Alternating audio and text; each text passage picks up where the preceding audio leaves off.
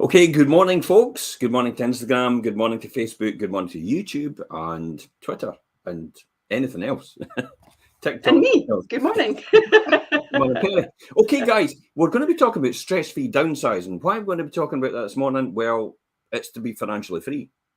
Did you realise just swapping your home for one that's maybe a bit more compact or smaller will actually lead you to financial freedom and the ideal lifestyle that you actually seek? It's as simple as that, Perry, isn't it? It is stress-free downsizing. Swapping your home that's too big for happiness, financial freedom, and your ideal lifestyle is exactly right. And this is a perfect show for me because it's something, as you know, Jim, that Billy and I experienced ourselves. So I'm quite looking forward to this discussion, and I'll help people on their journey, perhaps. Well, you've effectively done this, haven't you? Yeah, absolutely. I nearly got to it, but I just couldn't take the leap.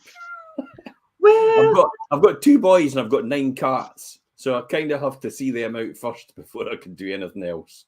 We're stuck. you do, but I shuffled my 2 boys out, so there's just me, Billy, and the wee dog. So it works just perfectly for us.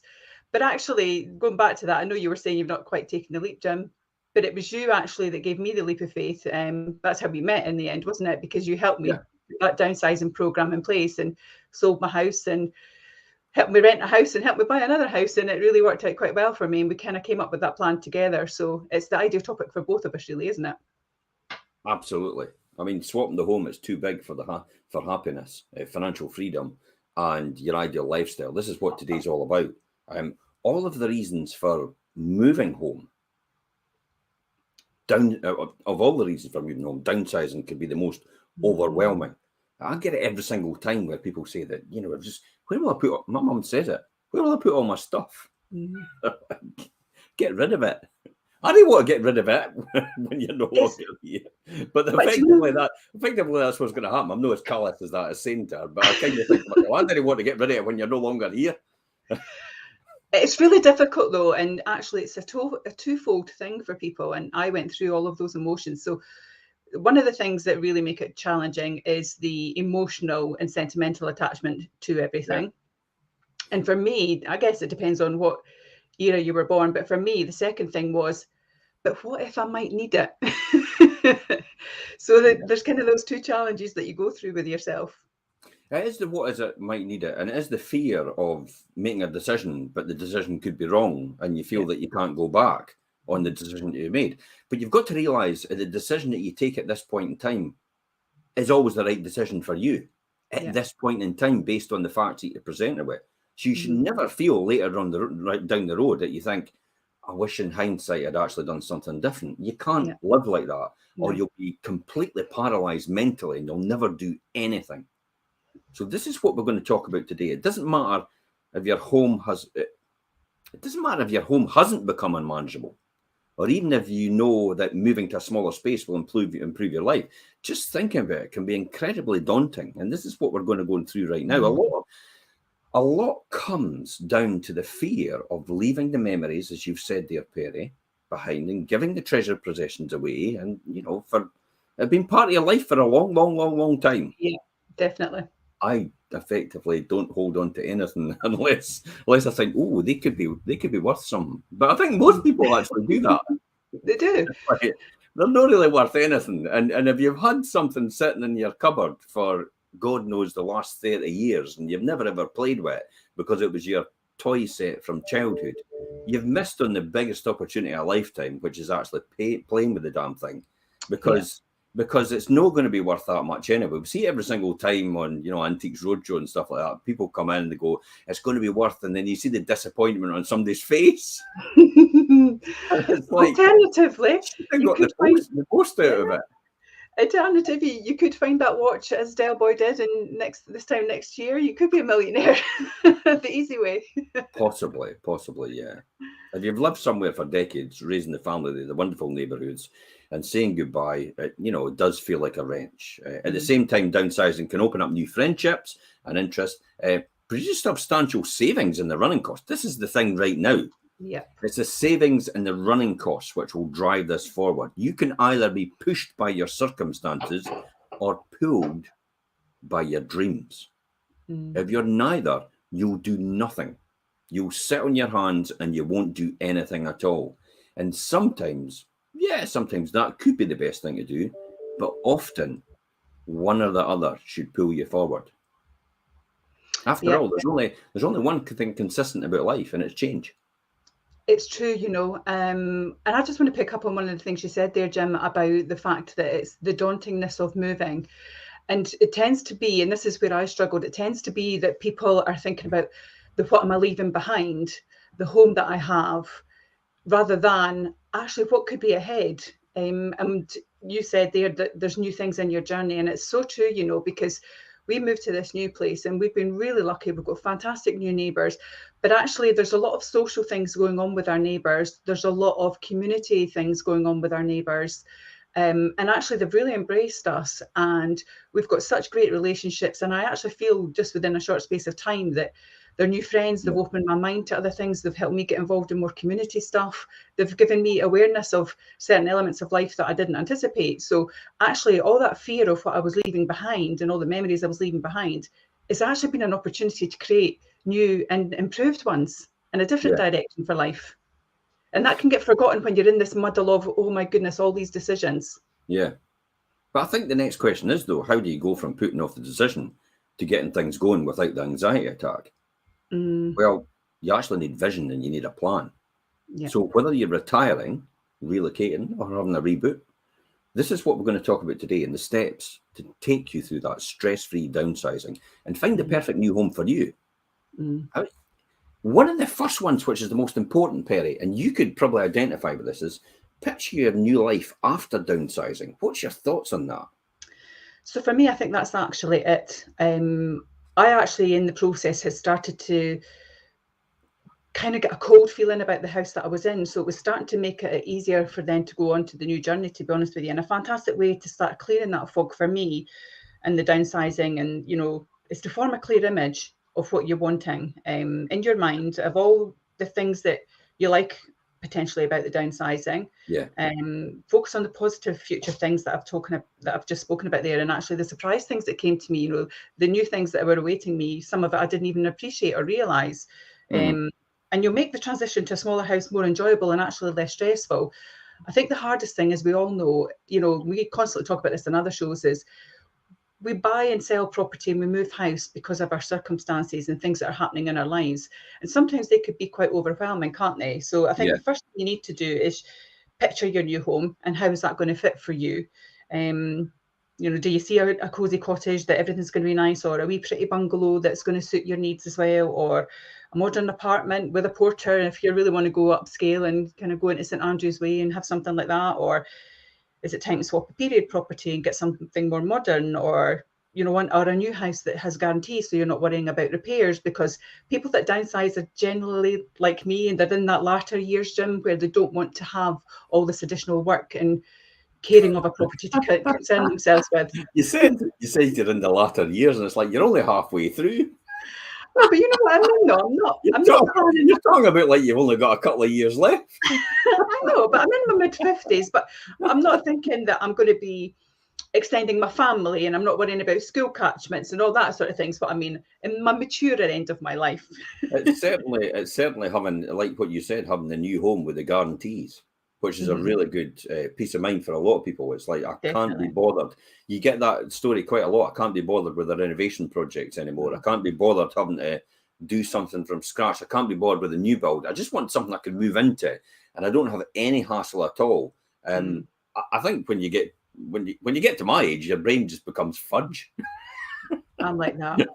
And it's and anything you kind of think to yourself that can avoid that mix up in your brain, because you've got so much in there. It's a collection of everything that's happened so far in the last 56 years. You've got so much in there. It's anything extra can just drive you over the edge.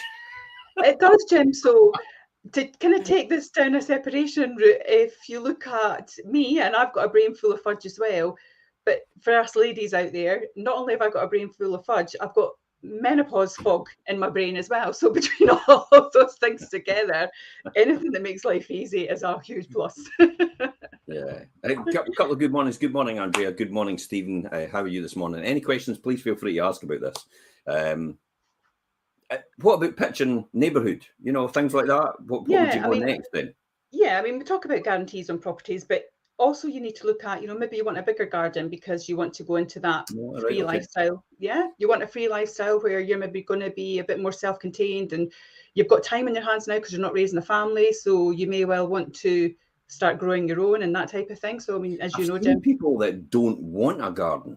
And it's like, it's a classic example about the balcony. I just fancy a balcony. London's a classic example of that, isn't it? It's a lot of high rises, and they've got the docks, the walkway goes in front of them along the dock lines along the River Thames. But most people have just got their own balconies, and that's all they really want because it's something to sit and just sit outside in the sun if it's round or if it's up. Watch the world go by because there's beautiful views from some of these balconies. But they really don't want the hassle of having to upkeep a garden. Totally. And I think there's an element to that as well, though, actually, because I mean, we were on quite a big plot, as you know, and so we didn't really know what we wanted, and I really wanted to downsize that. So actually, you don't necessarily need to rush into something either. You can have a temporary, it doesn't work for everybody, but you can have like an intermittent part in life where maybe rather than jumping in because this is going to be your last move, for instance, maybe we just go into a short-term rental or something. Because one of the things that I noticed is that when we moved, we went to something without a garden. And actually, I did then feel that I did want something. So, you can go temporary. I spoke to a client yesterday, prime example of this. They had the really big house that we had down in Lower Methil, that beautiful big house with a huge plot with so much potential in the garden area. And rather than them rush into something because they're not quite sure what they want, they've done exactly that. They've gone into a rental and said, Perry, we're just going to wait and see what happens for us. We're not in any rush, but it's taken the pressure off because at least we've done the downsize bit. And we can just wait till the next step rather than rushing. So I think you're right. One of the main things is picturing your next neighbourhood and how's that going to work for you. Which is more stressful for you? Is it the thought of downsizing or is it the financial aspect of it? The stressful bit was the downsizing. The massive positive was the financial benefits. For me, I didn't see that as a stress point at all. I saw that as a complete benefit for because then you manage your circumstances properly, didn't you? You actually took the opportunity. Actually, just says, I tell you what, we're going to sell the house first. We're going to move to rented accommodation. Then we're going to look for the best house we've got. Once we've got everything finalised, then we can just move to our next house. And the financial side, the thought of selling and trying to coincide with the next move, that daunting prospect was probably taken off of you. So you didn't have that stress element, did you? We didn't. And actually, again, we've spoken about this previous times, but, again, when you get to my age and you've got adult children, it was allowing us as well to help our children at this point. And you speak about this, Jim, quite often with your parents. You're going, God, just do whatever you want to do. I didn't need it. I needed it 30 years ago, you know what I mean? So it's about, you can help your family as well, which is a massive positive. So I think, discovering your new neighbourhood, if you still have a young family and potentially maybe just one or two of them have moved on or whatever and you're downsizing, look at discovering the new parks that are in the area, the walks, the shops. What kind of lifestyle are you getting from the new area that you're going to move to? Because it's a big factor in why you would move. Otherwise, you wouldn't bother. Yeah. I think lastly for me, it's, picture your new lifestyle, as I said, is a huge thing. What hobbies do you have? What new things do you want to be involved with? Is there some new activities that you can get involved with? Areas that you'd like to explore? What gives you a sense of excitement, anticipation for the future, but also actually what gives you some freedom? So you've got this fog in your brain. What do you want to fill it with? And fill it with all the nice stuff, and if you've been maybe in a major town and moving to a kind of country location might be a really great thing for you. I had a client yesterday again that I spoke to because I was doing a lot of kind of client engagement yesterday, and they had a property in London Links, really busy. They've moved to the countryside, totally different kind of lifestyle that they've got now, and it's fulfilled all their dreams of what they want to do next with their life, and I think that's really nice. Yeah, it's really the first hurdle for many people, isn't it? And seeing beyond where they are now, but having the inspiration and the vision, I suppose, for your ideal life could provide you with the motivation is all you need to start making for your future a reality, really. Absolutely. And I think if you do that, And we constantly say to people as well, don't worry about yesterday, don't worry about tomorrow, try and live in the present. So if you're living in the present, that future reality needs to deliver today for you, so, it's about building on that, isn't it, Jim? Yeah. And I think also the next thing for me, I don't know what you're thinking here, Jim, but what would be your thoughts on it about, you're the financial guy, but, when you're adding up the financial benefits of downsizing, what do you think that looks like? Now that gets me excited. Exactly. I thought I might. I tell you what, because I lived all my life resentful with the very fact that I had extra rooms that I was never using, and I was having to pay council tax. And I do have, it is a strong word to say resentful, but there was a time where I had Canarchy Crescent, and it was beautiful, semi-detached 3-bedroom. It overlooked the whole of Leven on the hill. And it was wonderful looking over to Kennaway, and then you looked across to the side and you saw way over to London Links and that across the side as well. But the thing was, we had a room which basically sat from the very beginning, and it was never, we had decorated it, but it just sat with all our junk in it. And then I thought to myself, I'm paying an extra council tax band for this. I'm paying an extra, heating bill for this. It's all these different, and I thought, is it really worth it? I really got annoyed about it to a degree. It was really pushed. It wasn't pushed by my circumstances, but pushed by my frustration at the fact that we were paying a fortune out on extra money to buy this extra room for a mortgage, for the heating, for the the decoration, for the maintenance, for everything else like that, just for this extra room, and it was never required. We never ever used it ever. I get the empty room thing, Jim. Literally, you know what my house was like, and I had this beautiful dining room, which was lovely and luxurious, and it was great. But it was the Christmas room, because we only sat in there on Christmas Day. Every other day I went in there, I was just cleaning it. What was the point? Absolutely. And then the next thing that happens is like, I've heard it all before. I've heard it when I've visited a lot of people. It's like, but the grandkids might visit. But the children might return. Newsflash: your children aren't returning except for Christmas. That's probably the reality, because it is true. They've flown the nest. They're gone. They don't want. They've got their own life to lead. I said to Tony, I had Guns N' Roses tickets. Now they've set another date after, because of lockdown and all the rest of it. Now they've got another date. And I says and Tony wrote back to me, I didn't really want to go. And I'm like, I thought you wanted to spend time with me. It's like, no, that time is over. She's got someone else now. She's got a new life. She's got a partner. And it's true. You see it a lot of times where a lot of parents like myself want to hang on. And, it's like, no, come and do things together. It's like, no, she doesn't want to do things with me anymore. She wants to do stuff with her partner.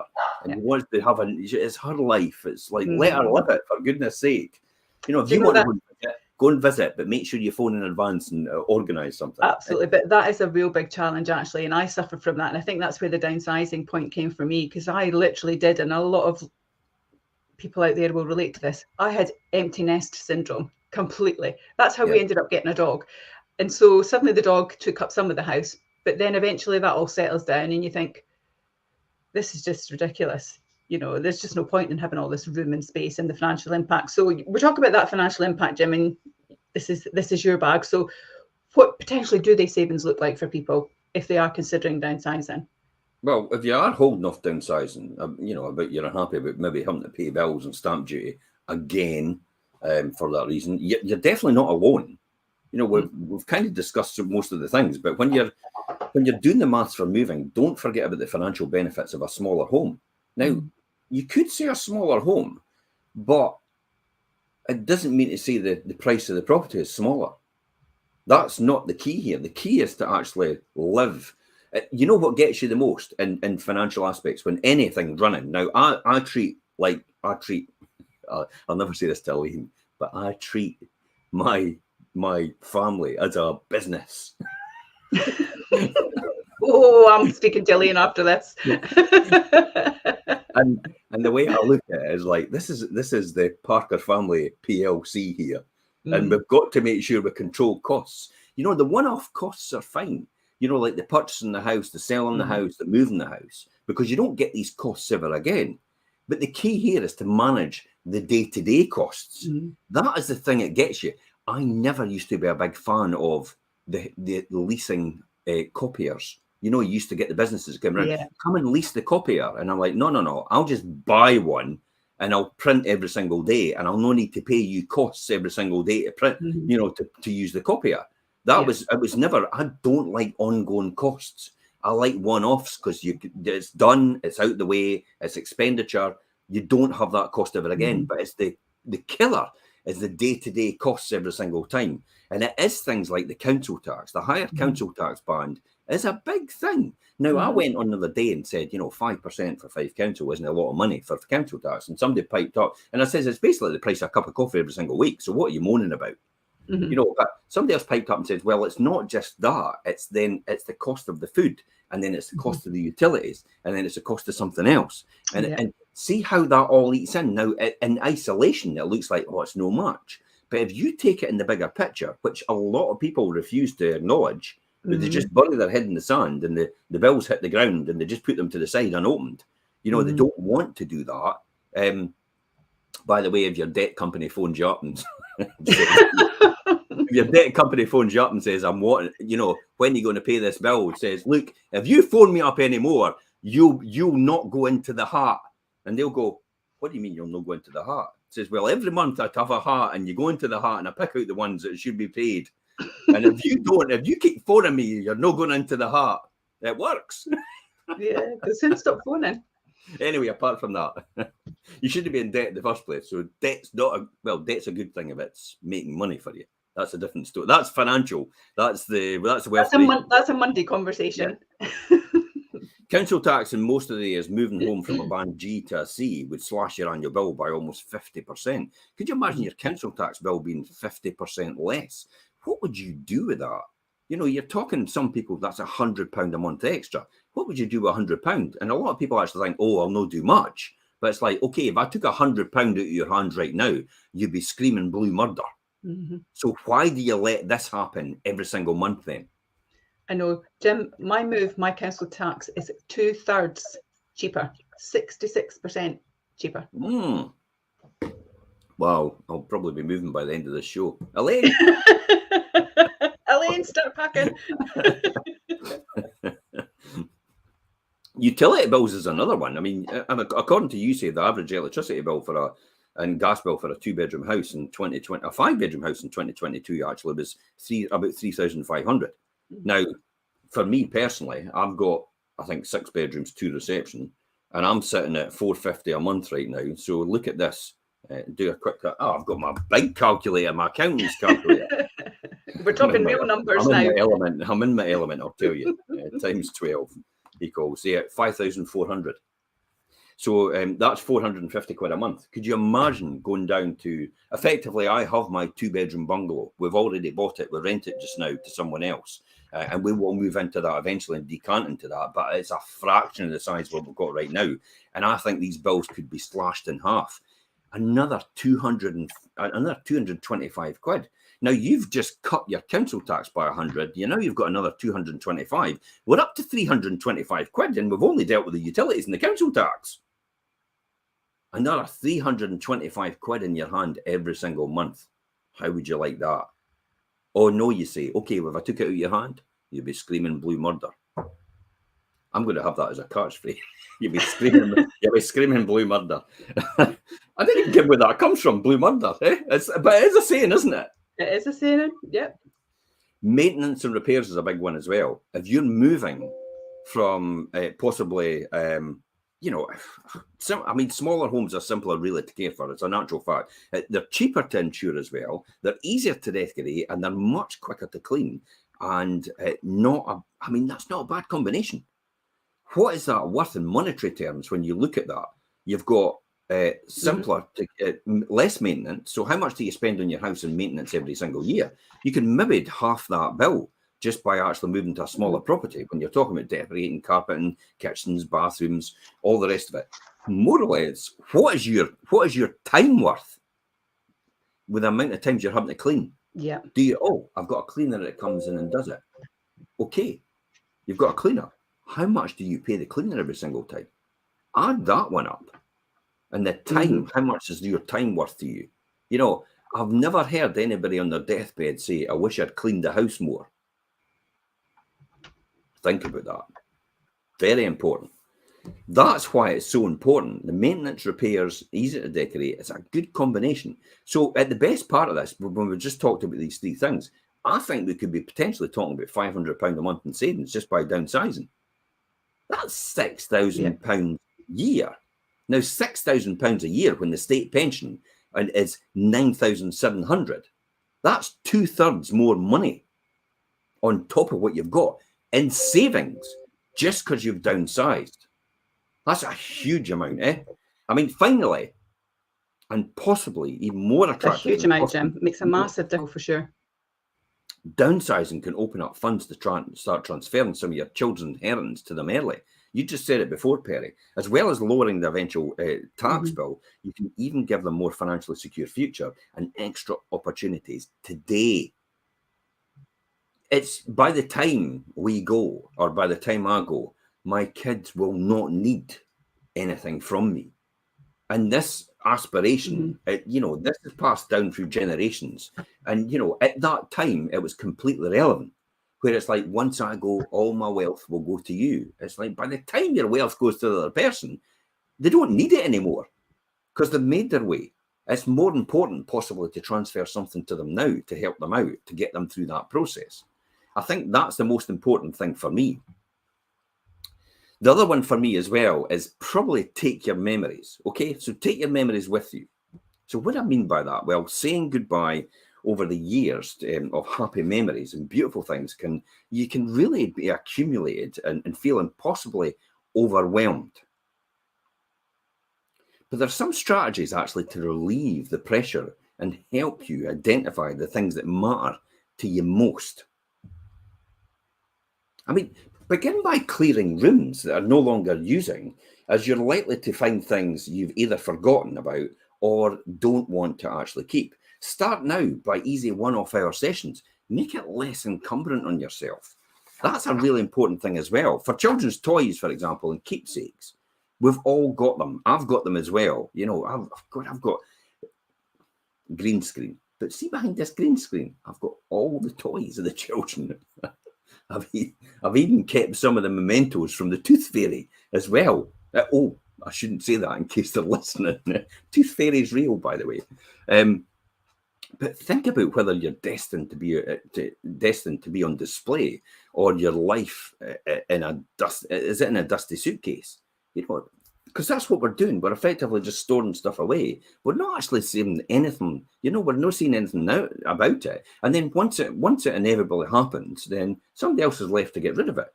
And maybe embrace it now.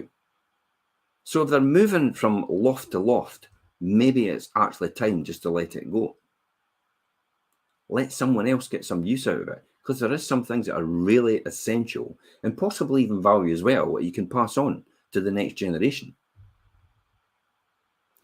Now, there's a stark reality here. You won't be able to take all your furniture with you. So take a realistic view. If there is anything at all that you haven't sat on or slept in or used in the last year, you've already been living without it. So why do you need to take it with you? Take photos of your current home and any items that you might miss. Then create a physical or digital album to revisit the moments and the memories whenever you want to. So it can remind you of that. You don't need to take them with you. You don't need to hold on to them. My grandfather was bad for that. My grandfather was like, he was a hoarder, and he just kept everything and anything, and even other people's rubbish he used to accumulate, and thought I could do something with that later on. But the reality is, Perry, he never used it for anything. It was pointless. For any belongings. That's what happened in a house full of things like that. Rent a small storage unit near your home or for 1 or 2 months and see how long you keep thinking about them. Although it can be tricky to start, it gets easier as you realize how many things you've never used or see. It is important to do that. Most people experience a tipping point where a future that's free of forgotten or unused belongings begins to outshine the fear of letting go.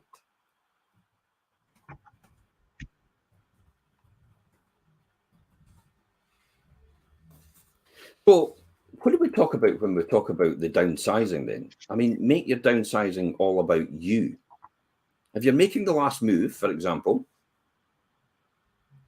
you'll never have to worry again about the possible tastes of future buyers. As soon as you pick up the keys, the only person you'll need to please is really yourself. So you've got the best of everything. Absolutely. What other things do we need to think about then when you're downsizing? I think the most important thing is you've got to make that downsizing all about you. If you're making your last move, you'll never need to worry again, and that's a big thing. Your taste might change in the future, but that's easy enough to fix. But you'll not need to worry about moving. Possible taste future buyers need to concern you, or how they might feel about your property. As soon as you pick up your keys, the only person you'll need to really please when you downsize is yourself, which is great. Yeah. Makes a big difference. If you love being surrounded by your favourite things and your photos, you can still fill your shelves with that type of thing. No, you don't need to be getting rid of them forever. Window ledges are great. I use mine. Whatever you've collected over the years, you can still have those special items around you, which is a really positive thing for you to take on board. You don't need to become hardcore minimalistic when you're doing this. Yeah.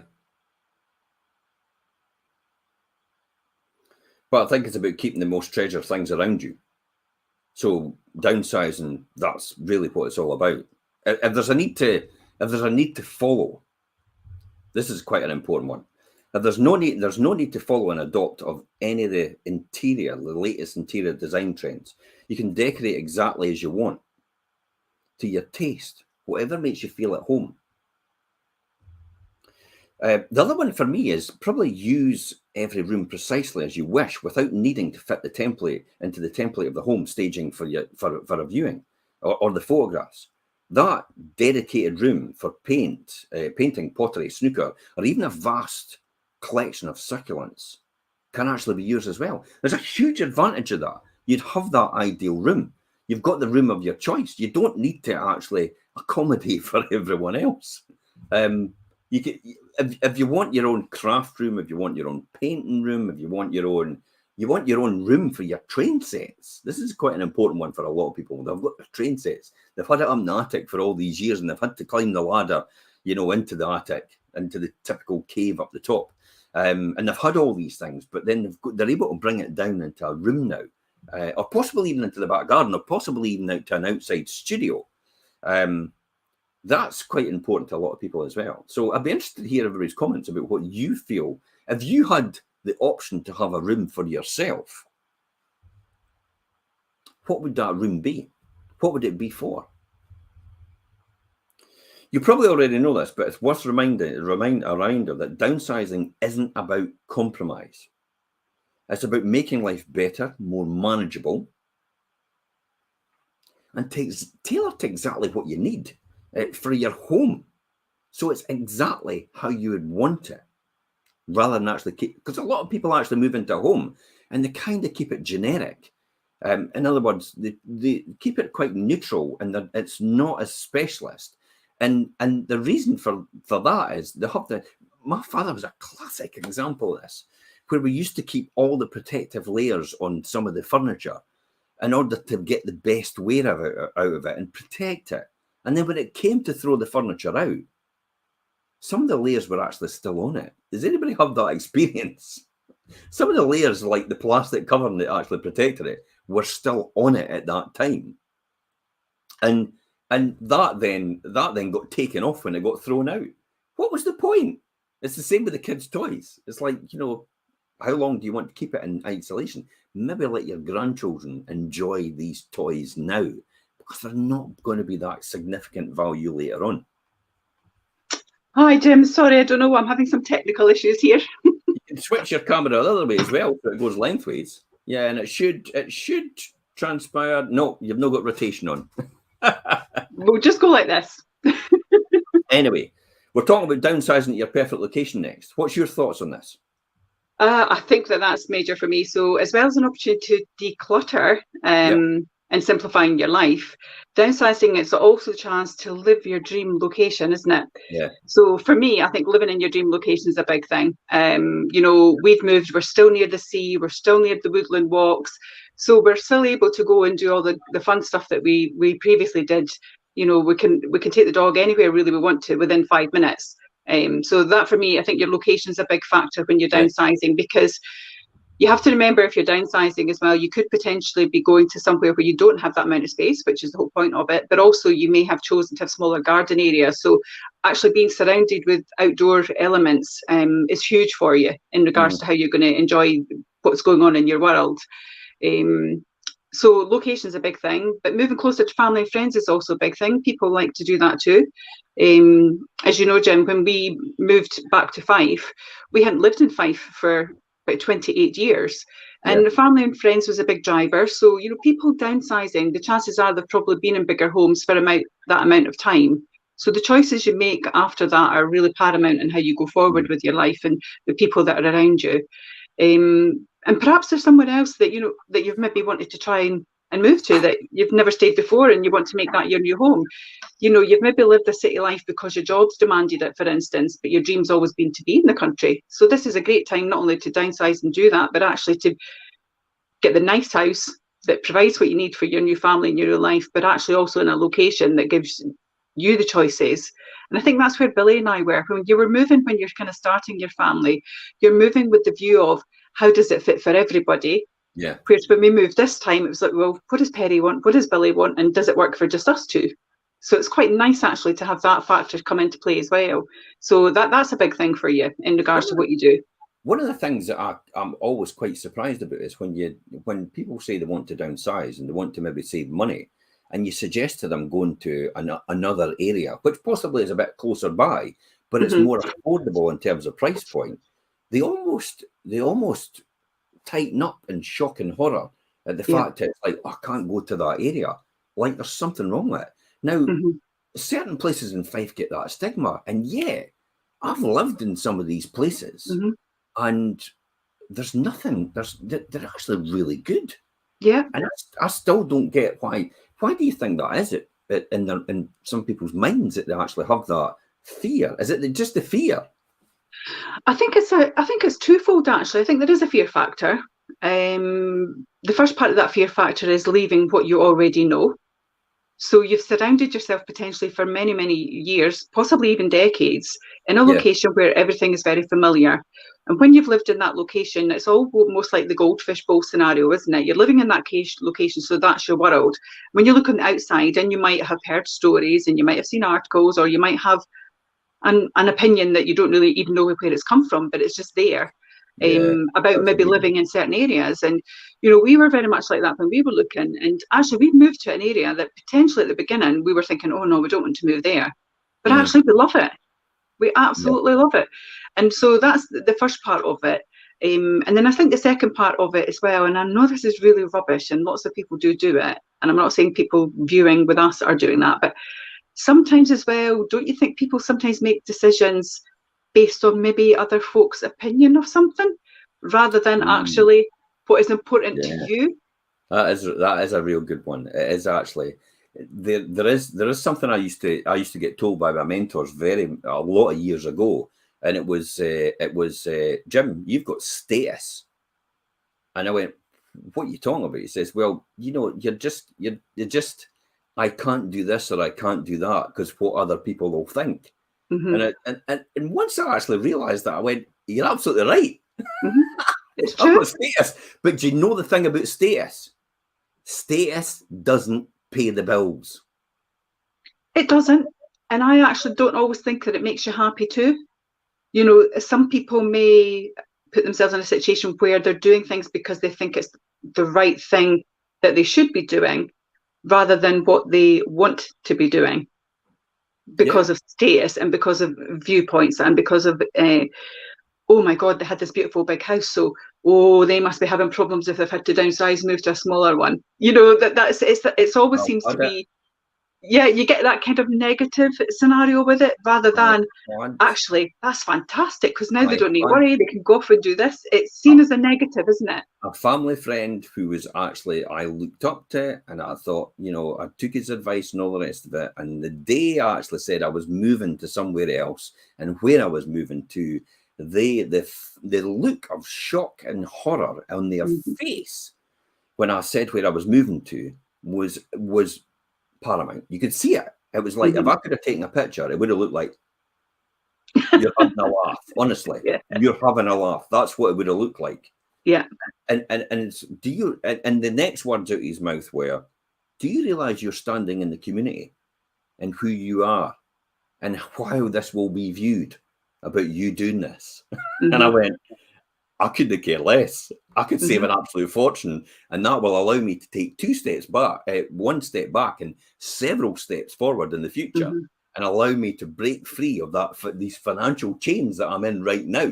Yeah. In order for my future to be far better, way beyond what I ever thought. Well, it was way beyond what I ever thought it would be, and financially, unbelievable. So yes, that held me back for a lot of years.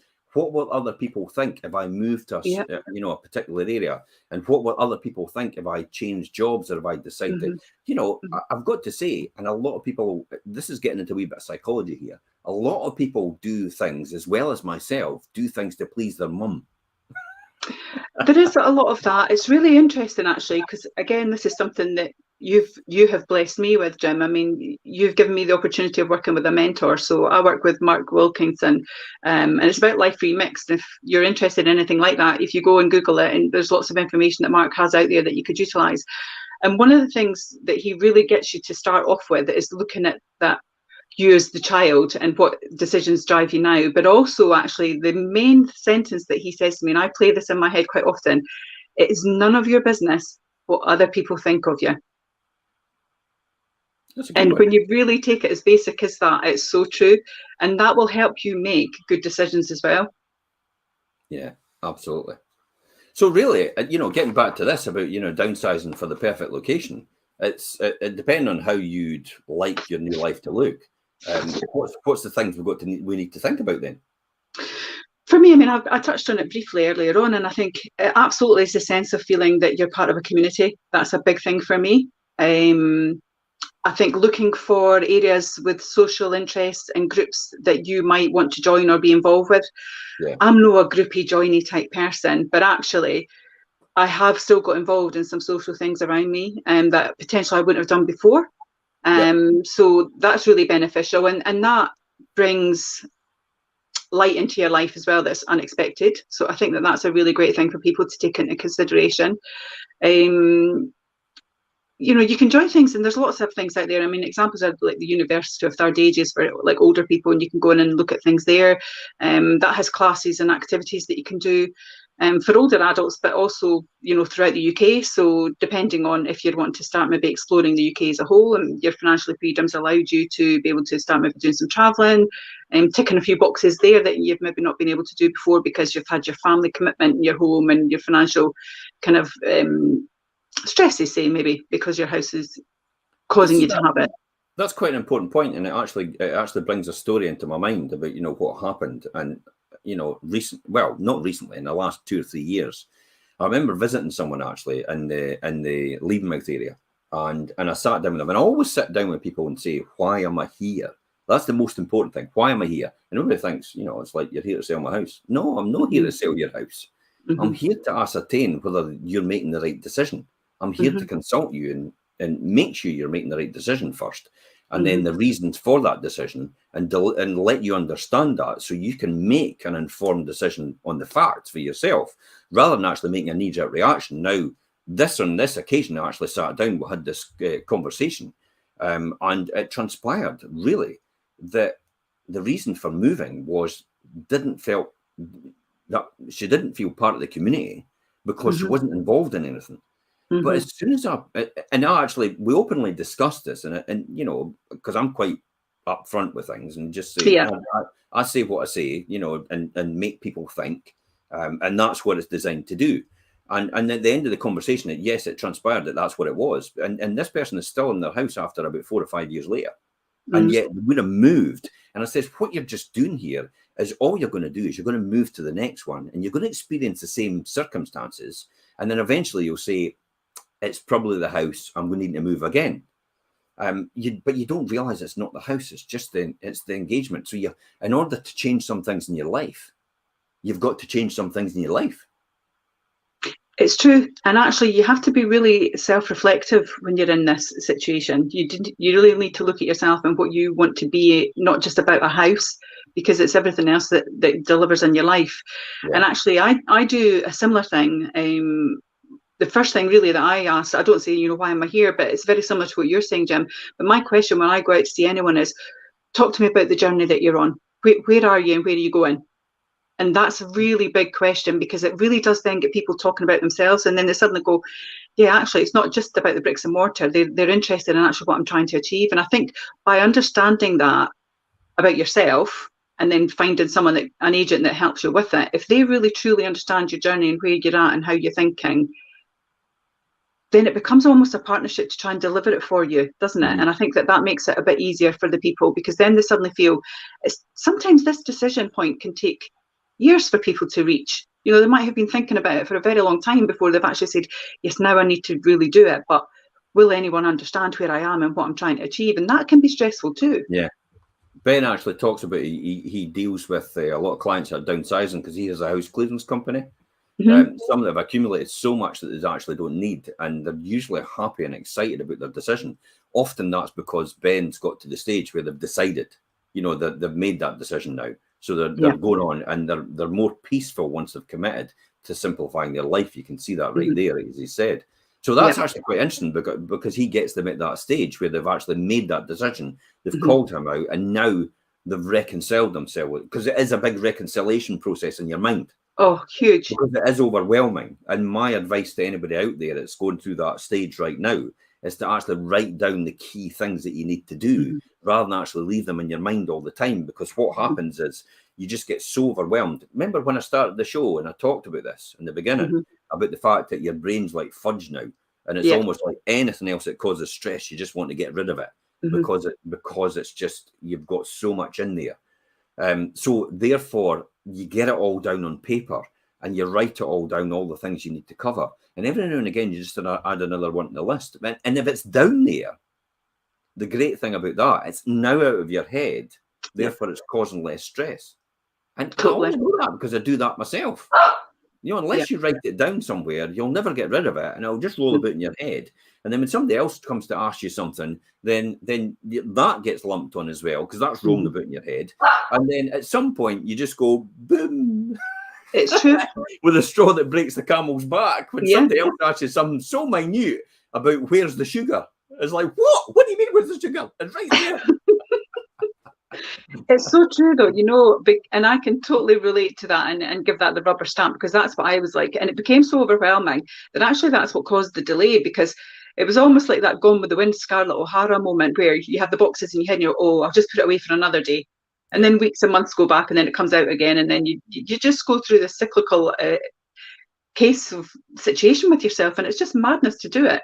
But writing it down does help. And taking a leap of faith in yourself helps. But it's not something you do kind of arrive at quickly. It can take some time, and only until you kind of get a format of thinking and get it out there, and writing it down is the best way. That's what I ended up doing. So your tip there, and Ben, what he says is very true. You've got to do that and kind of almost take control of it rather than fearing it.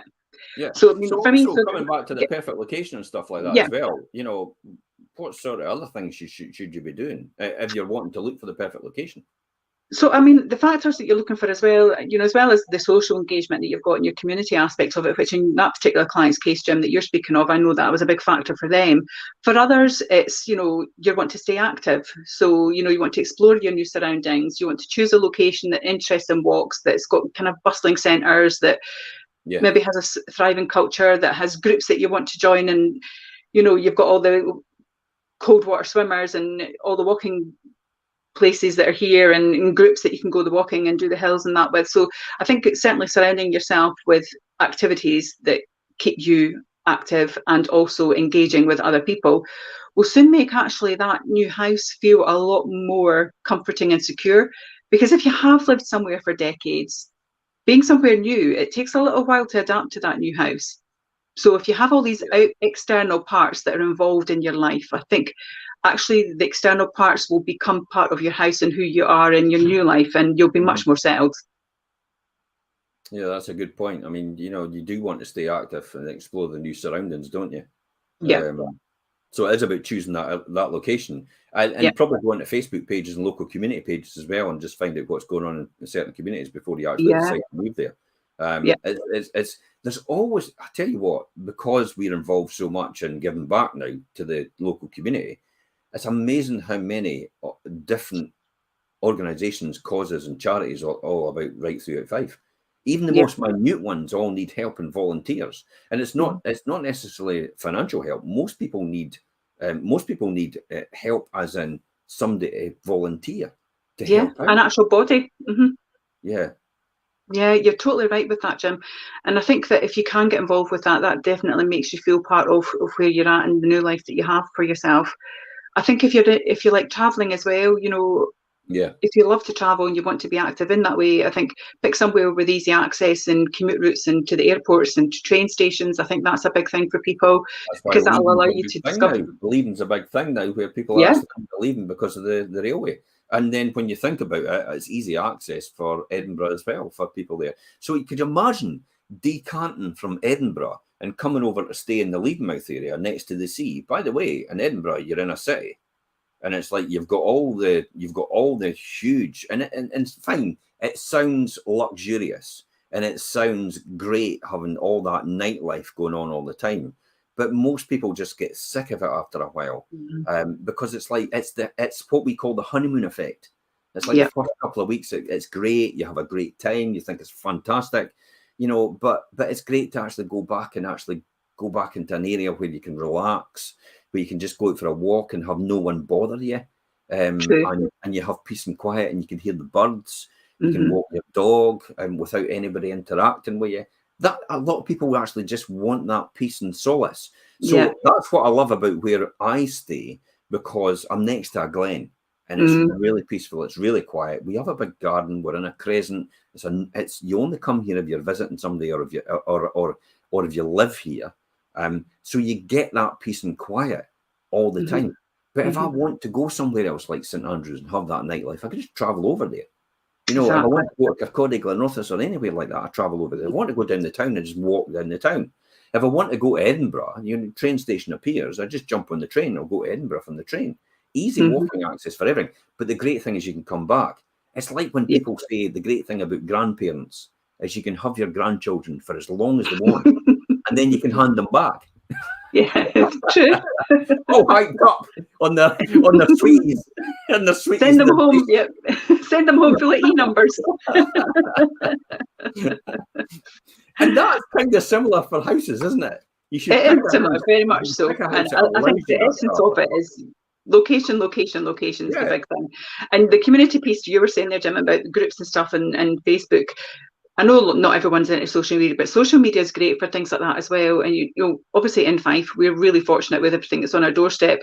And one of the pages I follow is the kind of what's on in Fife and the welcome to Fife, because there's so much that gets advertised on there. You've got the East Neuk chat groups, you've got the Leavenmouth community groups, so many groups out there that are advertising constantly things that are going on in your area, things that you might not necessarily find or know about anywhere else. And it's a great way to get involved, isn't it? St Andrews and the Cooper groups and the St Andrews groups, the Glenrothes groups, Kirkcaldy Connected is a really good group as well. Yeah. So there's the towns have them. Lots of different activities, and all you're doing is following these pages, and then out of following these pages, something might pop up. It might pique your interest, and you think that sounds actually really good. I might actually get involved in that or find out more about that. And then at these points, that's when people contact you and say, "Do you want to come along?" I mean, I've had it recently when I did that charity drive for the climate I'm doing next week in Africa. I had a lot of interaction from a lot of different groups. Autism Rock contacted me, Autism Rocks, and said, "Do you want to be involved and possibly be a trustee as well?" So people will come and actually ask you to get involved. At St Andrews Rotary Club, asked me to come along to their Burns Day, where I'm now sponsoring Antiques Roadshow event to raise money for charity as well at the Rufflets. So these are all things that because you're on Facebook and because you're on social media, you do get these invitations. You get invited, and people contact you as well for that reason. If you're active on social media, because the algorithms only work out if you're active. People might be of interest. If you're not active at all, then you're kind of limited to about 6 people or 5 people that you can show. And newsflash, putting this on about, by the way, Facebook's got algorithms, da-di-da-di-da, and if you put this on, you're going to get more people seeing your feed. It's rubbish. It's just equivalent. It's just equivalent to chainmail. So don't fall for it. It's just equivalent to chainmail. It's somebody decides to do this and thought, how far is this going to reach, this post? And that's all they're doing, experimentation, and we're facilitating it. So don't copy and post it. It just clutters up everybody's feed. Content, that's what people want. They want valuable content that's going to add something to their lives. Something like this. Maybe most people won't want to hear me talking. including me sometimes. But unfortunately, I've got to live with me every single day. I can't take a break. Elaine can't downsize without you. Anyway, let's wrap up there. Final words. Yeah, I think the final words for me, whether you want to be living by the sea, living in the countryside, or in a city, the main thing is about finding somewhere that feels like home for you. We've got great expertise. I hope some of the tips on here have helped with that. But if anyone's out there and they can resonate with some of the points that we've made, or they're struggling with some of the points that we've made, then please do reach out to us. I've got personal experience of it, but Jim's got a lifetime as well of expertise where we can help and guide you along that way. And even if it is just for questions, not necessarily to deal with us, and you maybe not wanting to sell the now, but if you're going through that decision-making process, sometimes actually just clearing it with someone who understands it will help you maybe reach the point that you need to reach to move yourself forward. Absolutely. And in another life, I probably would have been a psychologist. or a social worker or whatever, because I tell you what, that's what the job has. It's often people say, I would love your job. Showing people houses every single day would be great. It's like, that is far from what we do. It's actually bonkers, because we actually are an estate agent and people believe it's all about houses, but actually it's not. It's all about people. It's all about people, and it's all about their life. It's all about, and it's literally, and I will say it, it's helping them manage life as it happens. And that's why I've had that tagline on our website for all these years. I don't feel the need to ever change that. No, that's what we do. We help people manage their life as it happens. And boy, does it happen sometimes for some people. But we're there to help them for that reason. And that's it. That's probably my final words on this. If anybody, good way to end. If you need support, if you need help, if you need anything like that, if you need point in the right direction for the right person, no matter what it is, if you're looking for the best shoe shop, I'll be able to tell you that as well. Or the best pizza place, or the best, the best restaurant, anywhere in the whole of Fife, then we'll be able to tell you that as well. I think that's the key to helping people move to the right place and make the right decisions for their future. And that's it.